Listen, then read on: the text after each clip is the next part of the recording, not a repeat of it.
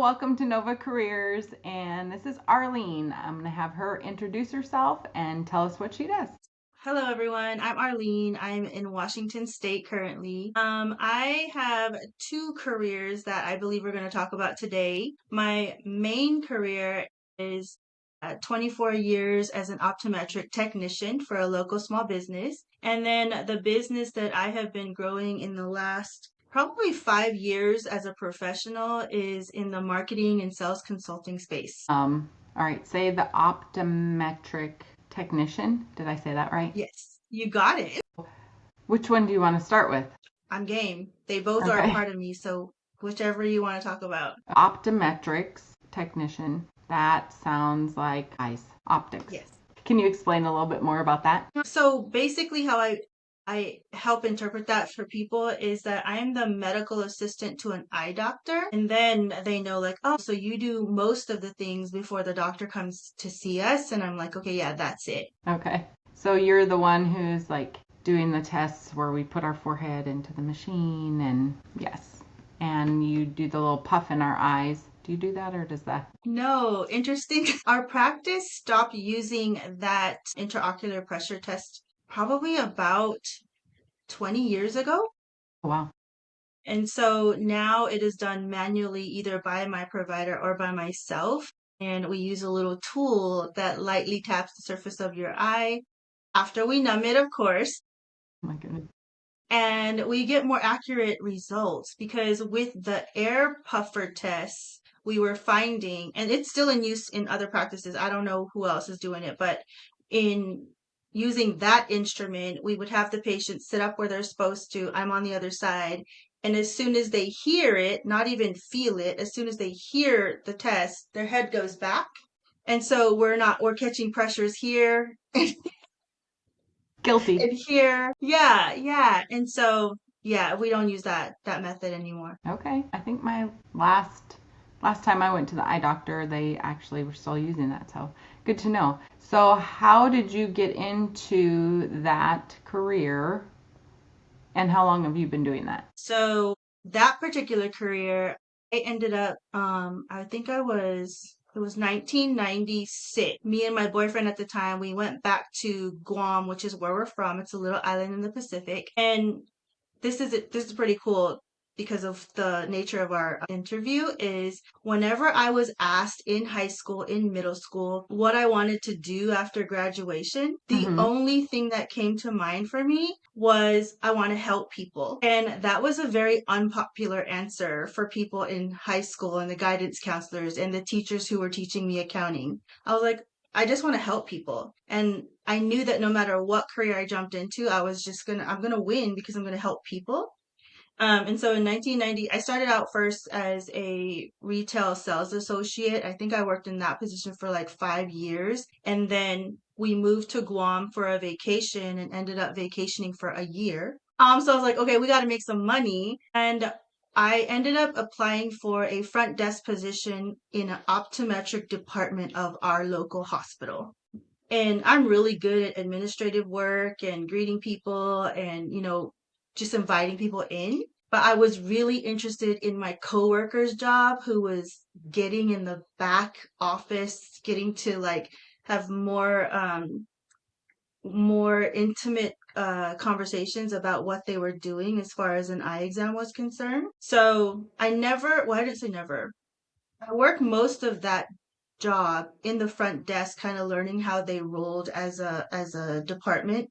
So never any specialty. And then somebody quit in the back office, and there was an opening for someone who did special testing, which is it's called a visual fields test, where you're in an instrument and we test kind of how far out and how far in and out you can see. And so that was easy. I would just coach the patient to be like, stay awake, focus straight ahead, and then I would run the test. So that was my introduction to back office work. And so by the time I left Guam, came back to Washington State because our vacation was over, then I was pregnant when I got back to Washington State, so I didn't work. Like I'm really moving fast here.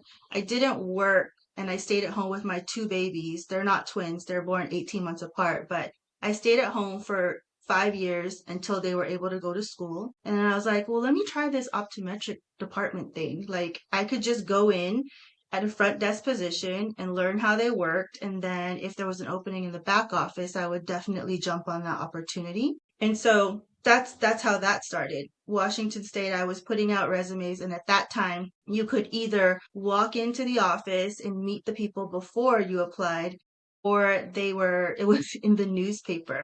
So you would mail in your resume, the easy days. And so I think I only got 2 or 3 interests in my resume, because I was applying for front desk positions, even though I was more qualified for back office work. And so that was in 2002. And so they told me, and their story will stay the same, that they had me hired before I even walked out of the door after the interview, which I knew because I'm like, I'm applying for a front desk position. It's fine. Like, I can handle that work. Their biggest fear at the time was that I was going to leave them in a short time to go for more money or more opportunity. And to this day, like, it's been 24 years since I got that job. Yeah. Same company or same business. Same private practice, yeah. Okay. That's awesome. So then you started in that front desk position then? I And how did. long were you there before you got to be the optometric technician? Technician. I love that question because it's such a story. I was there 3 years, and the reason I was really interested in that practice was because when they did a panel interview, which I had never done in my entire life, they called all the employees to the front, the 2 owners, which were the 2 doctors, the bookkeeper, and everyone under the sun. And I had, they had the opportunity to ask me questions, but I also had the opportunity to ask them questions. And everyone that I spoke to had been there 5 plus years, some of them even 10 plus years. And in my mind, while they're questioning me, I'm like, I want in. Like, why aren't you guys leaving? I want to know why you're staying here. And so it was 3 years that I stayed at the front desk position. The gal who was billing right beside me, billing insurances, she got another job doing the thing that she went to school for, which was marketing. And so then I moved from front desk to now billing person. And I kept watching because nobody left there, like I said. They either retired, they just retired there. And so I kept watching over the years, like, I'm never going to get back there because 3 people who work back there are doing work that they're never going to, they just stay. Right. So I went to go apply at another doctor's office, and nobody knew I was doing this, but I really had that urge to get more one-on-one with patients, and I was so interested in what was going on behind the scenes because I never got to see that. And so I applied for a position at a different provider's office, knew I got the position, and their only concern about accepting me on as a hire for the back office position was that they did not want my current bosses to be upset that they hired me. And because our doctors have been in practice for over 70 years now. Oh, So wow. it's father, son, and I work for the son now, but I did have a chance to work for their dad for 5 years. And so they didn't want to cause any friction between their relationships or partnerships. And I was like, well, that's really unfair that you're not going to hire me who's qualified to be here because Right. you're afraid someone's going to be mad at you. So then Right. after that interview, already knew I was going to be offered the job. I come to my current boss, and in the middle of a very busy day, I said, when you have time, I don't know if he felt it or somebody in the universe tapped him, but I said, when you and Dr. John have time, I'd like to meet with you to discuss some things about my employment here. And in the middle of a busy workday, VaNessa, he said, why don't we go have that talk now? And Wow. I was like, no, I'm not ready for this. Not ready for this. And so he brought me back to the office, and it wasn't with his dad, it was just with him. And I told him, I said, I already have a position. I said, you guys have known from the beginning that I wanted to work in the back office. Obviously, there's not a time to do that right now because your employees are staying in their positions. So nothing against anybody here, but I want to move further into the practice. And so, he told me what I already knew. And I think I know what turned this over for me and why I stayed is because he looked me dead in my face and he said, you need to decide if those other people are going to be there for you when you actually need them. And that just brought tears to my eyes because I was like, I know this is much more than employee stuff you're talking about. They knew how passionate I was about being a mom and that as soon as my time hit to get out, I'm out because my kids were, waiting. They knew family life was important to me. So I knew that's where he was coming from. And so after I cried and bawled my eyes out, I was like, yeah, I'm not going to take this position. I'm going to stay here. And that's how I got to the back, though, is that somebody had to retire or they moved on because they had to take care of some things in their family life. So yeah, that definitely makes it more tricky when it's a great environment, so nobody wants to leave, but that means you're also not able to work up the ladder maybe as quickly. So it is kind of like the environment, and like you said, you kind of chose that they knew what your values were, that you wanted to be with your kids, and that other clinic you could have possibly been staying late, or they might not have valued you and your values as much. So that's awesome. So after 3 years you got to the back. Were you always interested, or was this just something that you stumbled upon, optometrics? Like I know you said you were in Guam, so were you always interested in the eye, or no?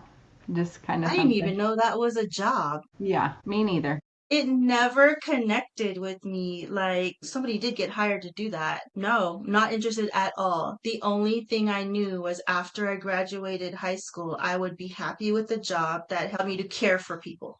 That's it. I never thought about college. My parents did not come from a college background, nor did they save for their children to have one.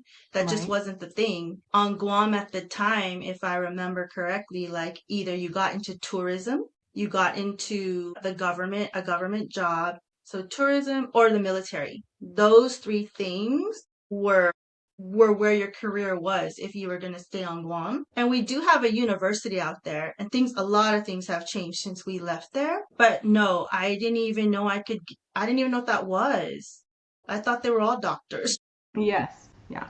Well, and that's, kind of the point of this, because we go about our days and we don't even notice the different jobs that are out there, because if you asked a teenager who might be interested in eye care and the eyes, how they work it, the ins and outs, they would naturally say they were going to go and become, what's the proper term for an eye doctor? Optometrist. Optometrist. So be an optometrist, but there are other levels in a clinic where you can still have that hands-on and looking at the eyes. And if that's your interest, I know there are people that are definitely interested in how the eyes work and all that. It doesn't necessarily mean you have to be that optometrist. There's other areas in that back, like you said, the back office of doing that. So is this something, I know the world has changed, because my stepmom actually worked in an optometry clinic, but she was front office. But nowadays, do you have a degree in some sort of optometrics? No. None. Is that something that a person would need nowadays? Or is this something where you could go and work the front office and work your way back to the back office still? So you can get certified. Okay. Except for the fact that the school that they had at the time I even found out about it in Washington is no longer in existence. So what ends up happening, and what we did in our practice, was the only person who needed any type of certification was she's called an optician. They're called opticians. They're the ones who put the frames on you and order the lenses, and they needed a certification. Okay. And then for anybody who was in the practice, our technical term was para-optometric. Okay. And so we would keep our credentials by working under our doctor's license as medical assistants. And so annually, well, we usually went to one big training from the association where you would get continuing education credits if you wanted to be certified as a para-optometric. We didn't need that in our practice again because we were working under his license. Okay.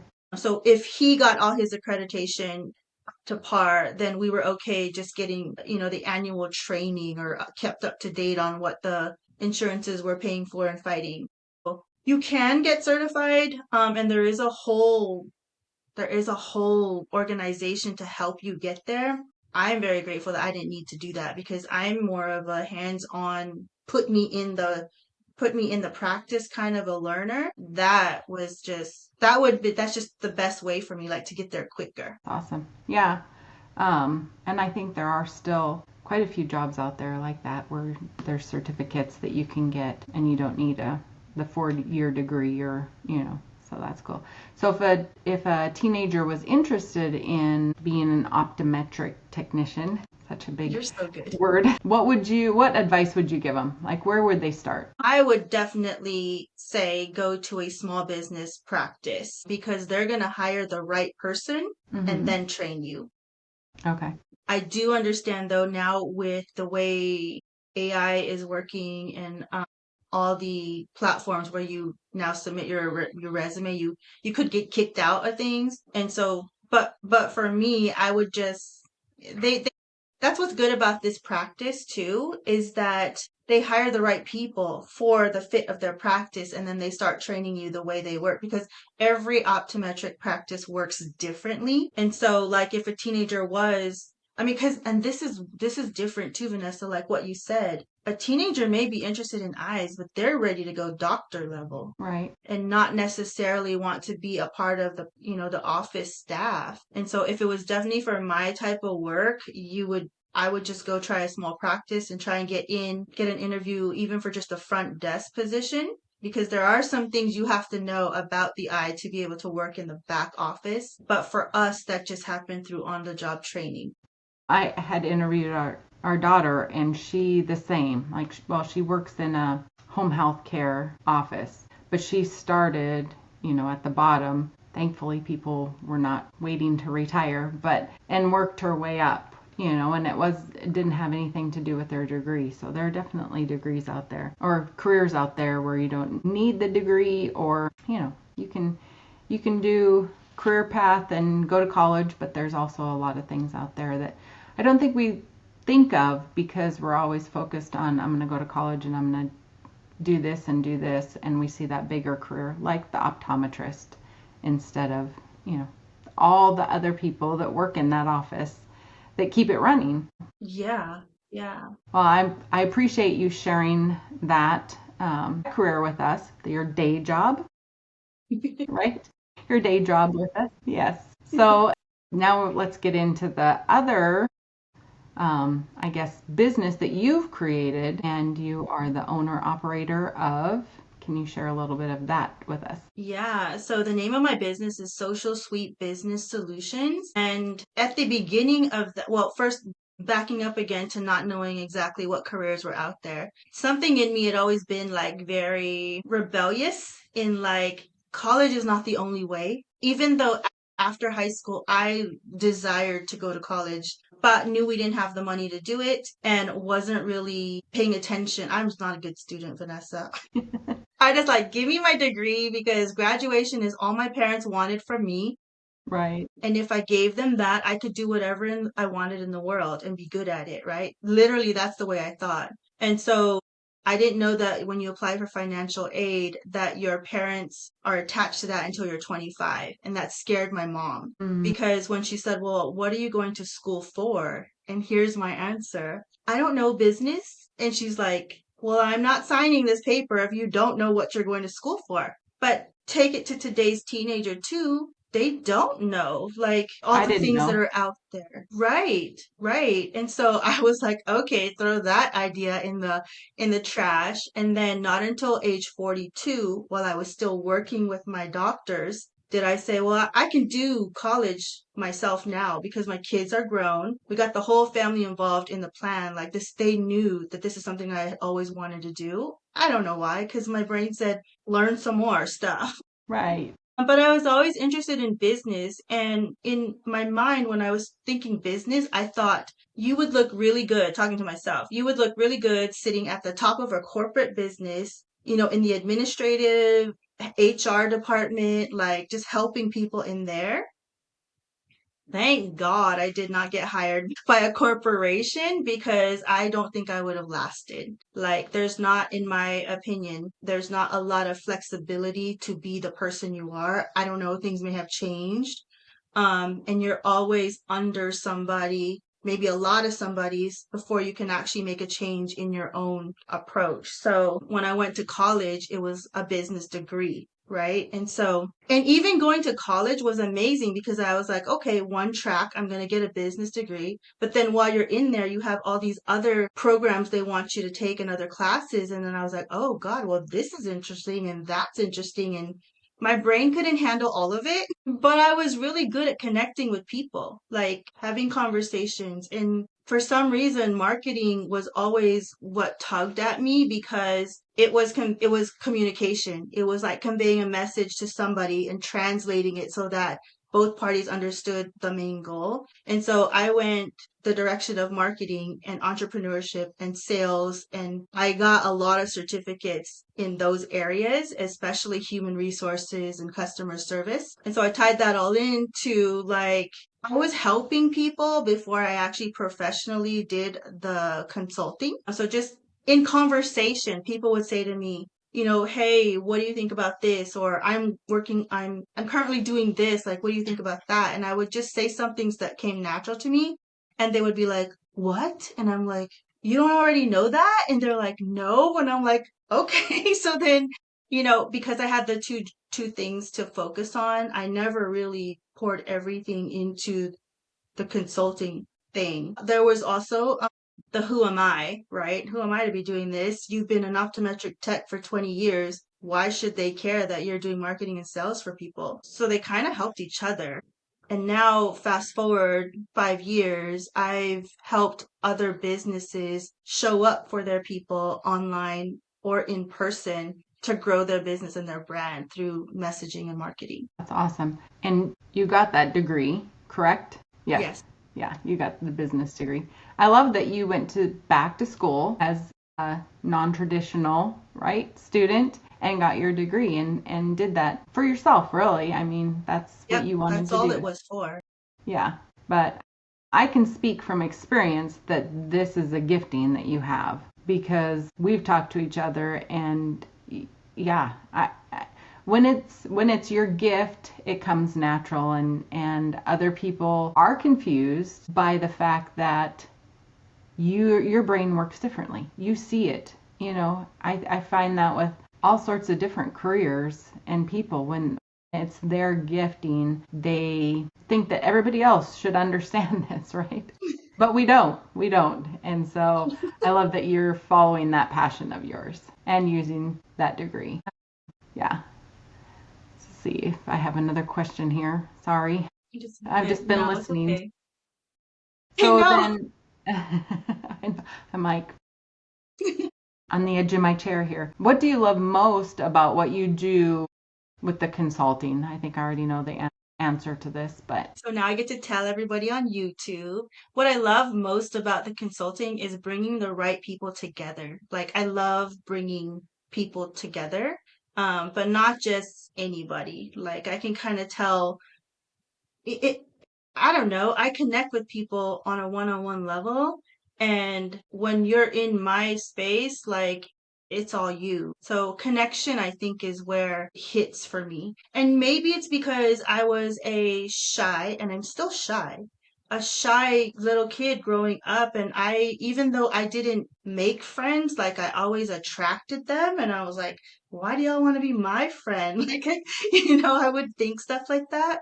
But the best part for me is bringing people together. so is there like a specific story that you can think of where you've helped a business and kind of go into maybe how it is that you help a business? So, I reached out to my really close business friends before this conversation Oh, good. because when You someone did your can call homework. out a gift that you don't even realize you have, it comes too natural for me to say, "Oh, this is exactly what I helped you with." And so it collectively, I mean, the one business has made the biggest impact from our coaching work together is my client who's a travel agent, cruise travel agent. Um, we were friends first. She didn't even know I had a business. She didn't even know I knew marketing. And just through conversation, she would talk to me about, I'm working with a client and this is what they said. And how would you respond to that? That's exactly how we started our partnership. And I'm like, oh, well, this is what I would say. And every time I would tell her or advise her on what I would do, she would try it. It will work. And it just kept happening that way. This is before she was a paid client. And it was nothing for me. I was even on Guam the first time she started this because we went back for a personal matter. And so time frame was all different and stuff. But when someone asks me a question about business or how to communicate, like I get lit up. Like, this is what I would do. And you're asking me, so you must trust me. Right. And so for her business, it started really small like that. Now, when I started actually being I hate the word coach, but that's actually what she thinks I am. Right. When I started being her coach, her business I think it was less than 25,000 a month in sales. And within 2 to 3 months, we grew that sales dollar to over 100K consecutively. And by then she was like bought in, I know everything, go to Arlene for whatever. And I was like, well, back up, hold on, because people also need to know that you did the work. Like, sure, I guided you, sure, I was there for you, but you actually did the work. So we fight about that when she's like, well, it was because of you. But I'm like, no, I needed you because that's how come, You're your right. sales grew. So, I mean, and now we're talking, I think she posted recently 4 years. We've been coach client, still Okay. friends, still sisters. We could consider each other sisters. But I think that's the biggest impact of a business that I have helped with. And what we did in there was I audited the way she was showing up on social media because everybody was telling her to do certain things a certain way. I realized she really shined on video. Like whenever she got on video, people were watching, people were engaging with her, which turns out that's her biggest secret sauce. Like she doesn't need script. She just needs to put her phone up in front of her and talk, and then she'll get the engagements and the bookings, which is actually what happened. Because she wasn't a person that could do like written text very well, according to her. And so we did try that route, but I was like, this is too hard for both of us. Like, pick up your phone, look at it, and start talking to me.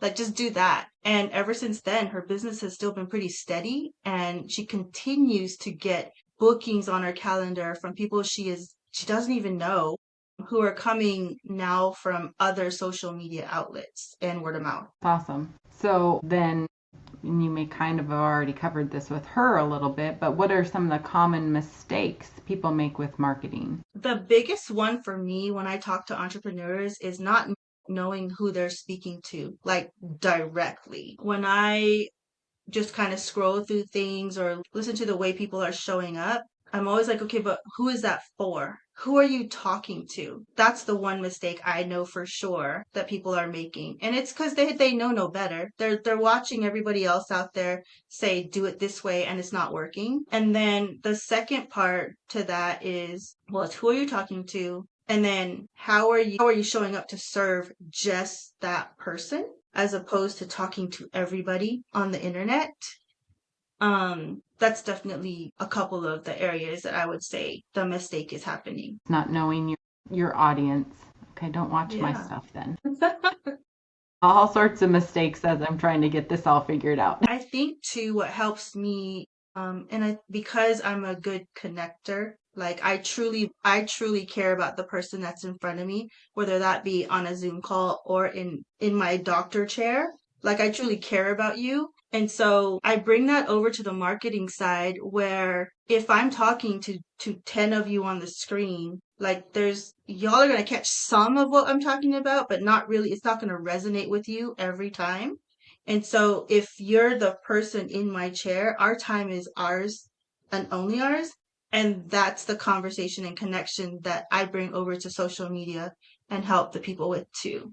Like, stop talking to everybody because everybody's not listening. Well, I'm Right. lying. Everybody is watching and listening, but not everybody is meant to work with you. That's great advice. Thank you. Obviously, this job is kind of an online, although do you have any in-person clients? Oh, in-person clients. Well, I say this kind of, my boss is my client in person Okay. You've helped them with the because, practice?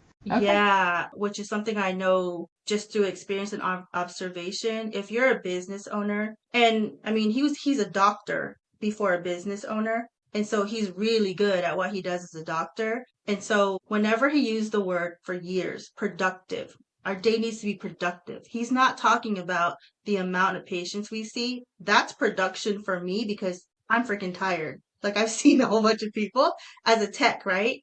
But so Right. as a marketing and sales consultant, productive to him means we need some money in the bank.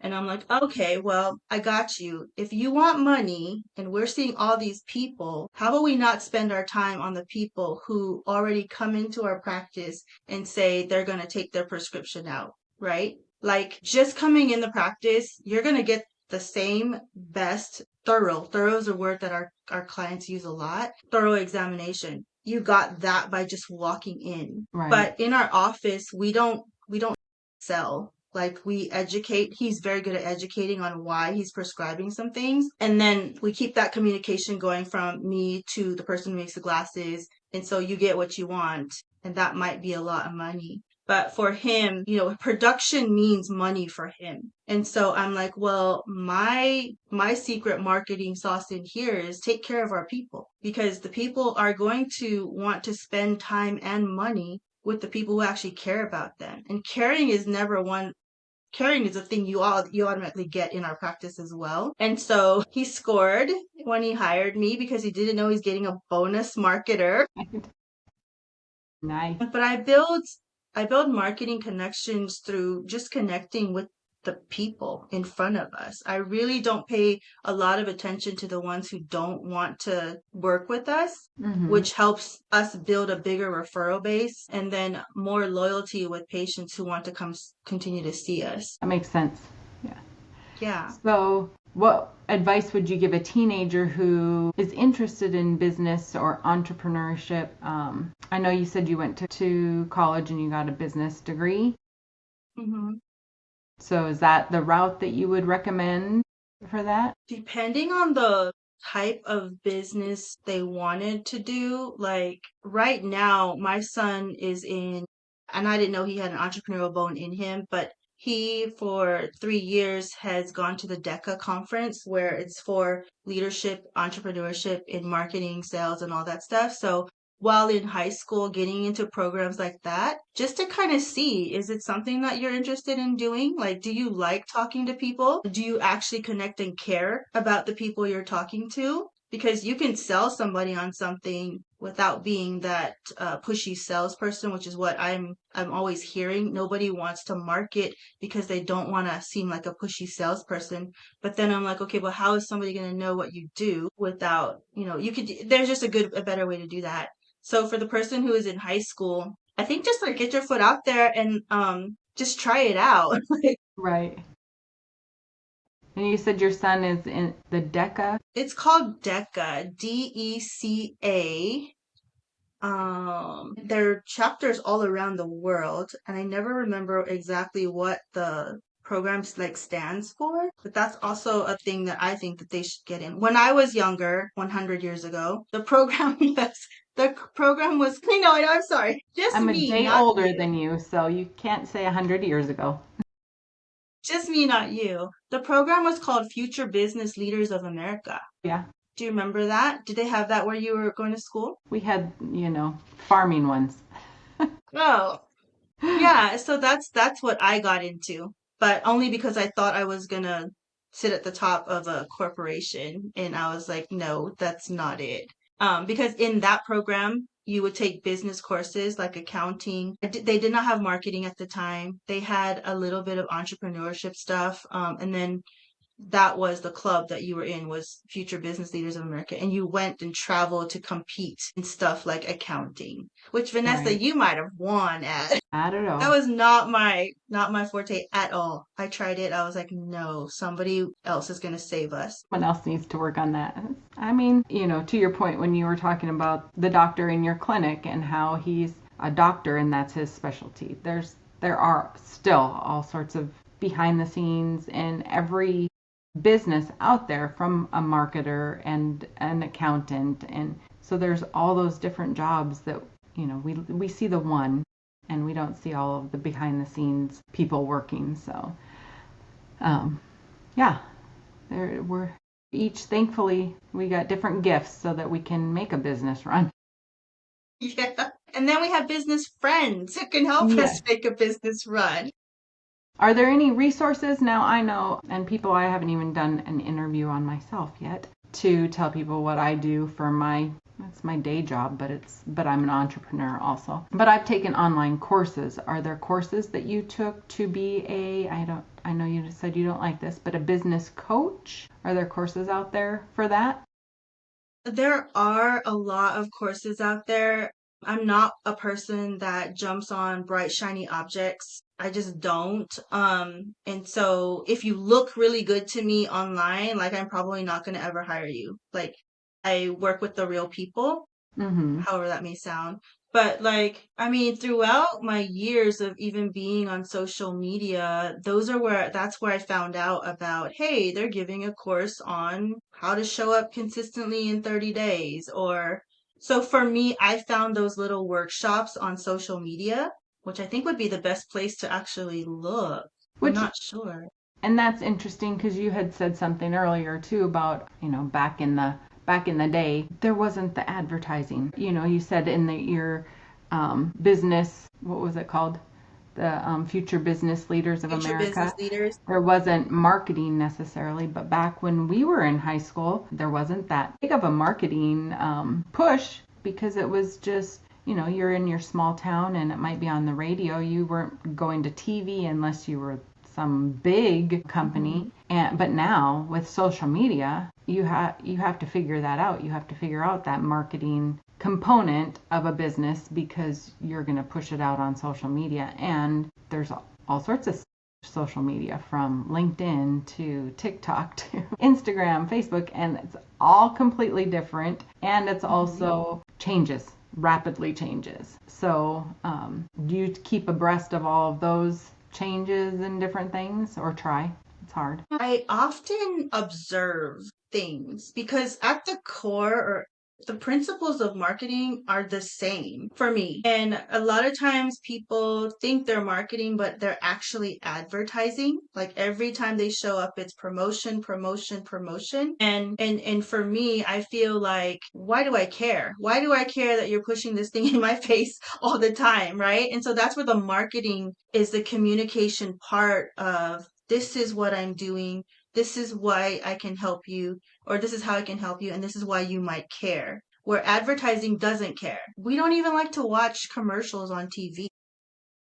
Or Right. what if we get commercials on YouTube when we're watching that? I'm like, oh my God, skip through. I'm waiting for the skip button. And that's just human behavior, right? And if I'm so focused on something that I want to learn and I get an ad, it turns me off. And so I observe.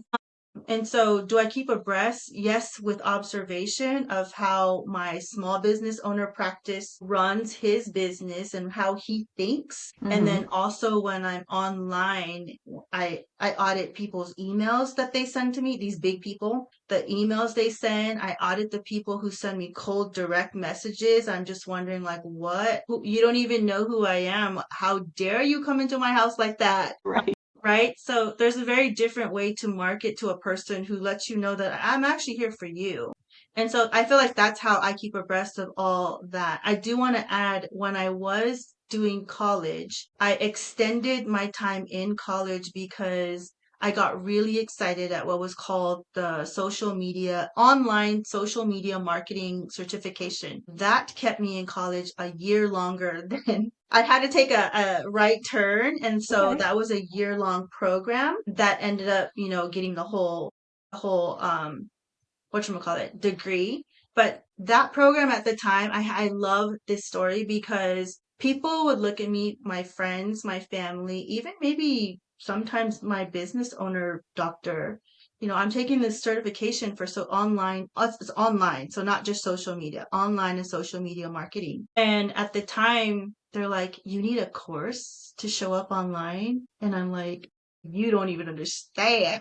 Yeah. And the reason it's funny to me is because those same people, and I have two people's faces in my mind right now, those same people are now leaders in their company, and their company has since looked for a social media marketer. Like now they're hiring these people who are experts.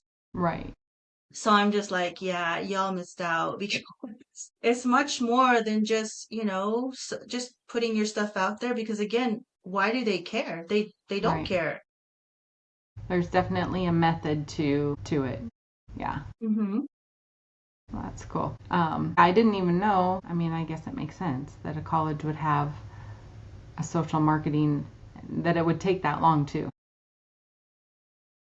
Yeah, because what we learned in there, like I was telling the professor, I said, the name of your course is not doing it any justice. When I was in that course, I was learning about user interface, user experience, user design, building a website, like literally online things. And I'm still able to bring those skills into what I do as far as consulting because when again somebody comes to me and says, I just want to tell somebody they need to buy whatever from me. And the process to buy from you is difficult as a user. That's when my user experience comes into play. Like, no, there's too many clicks to get to pay you. Yeah. There's too many clicks to get to talk to you. Like, and things are moving so fast that, the business owner doesn't think about that. They want to sell their thing. Right. So there's definitely a strategy. That's cool. I Yes. think I need to go to that class. I need to sign up for that. All right. Okay, I'll create one for you. Okay, so I was gonna say I'm gonna add your information because obviously people can see Arlene is a wealth of information. I'll put her. Do you have a web page? I know she I has have a links to social media links on this video so that you can reach out to her if you are a business owner. But let me ask you a couple more fun questions, maybe. Can we have What do fun, you? please? Yes. What do you like to do when you're not working? Because obviously you work a lot. I do. This might be so cliche, but my day job is a job that I enjoy doing in a place I enjoy being at.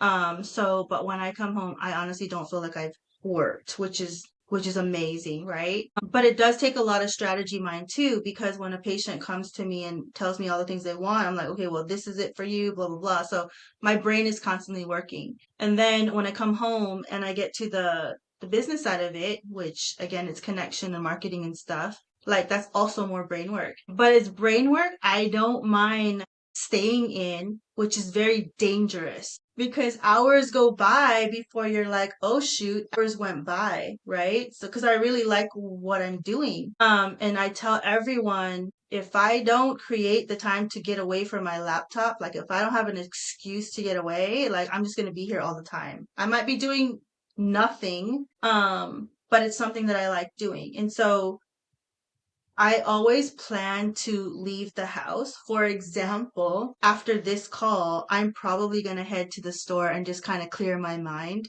I don't have to buy anything. I just got to get away because if I don't, I'm going to be at my laptop and I like being there. And so, but the biggest thing for me is definitely leaving with the family, like on a road trip. I love going to the ocean. It's about 40 minutes from where I live and just go and think about nothing. So road trips are really good for me. We are 3.5 hours to Canada. I like doing that twice a year. But yeah, just getting out. I have to get out of the house because if I see my laptop or a book or my pencils or my pen, I'm just going to be in there. Yes, I can relate to that. So Yeah. traveling, but not even necessarily far, but traveling. You enjoy traveling and going places, yeah. So, what did you want to be when you were a teenager? Do you remember? Yeah, I think I was like 7 where I wanted to be a teacher. Okay. And I would put all my little stuffed animals in rows and hand out paper and stuff like that, like for 7 until I had a child who was going to school. So that long, I wanted to be a teacher. And the reason I said no to teaching is because I was a parent of a student and I was like, I don't want to deal with you. I can so relate to that. Yes. I don't want to deal with the parents who come in. I just want to love on your babies and teach them, and then they could go home and you could deal with them. But yeah, I didn't want to deal with parents, and it's hilarious to say, but then I was Yeah. like, ooh, No. Yeah. I think that's valid.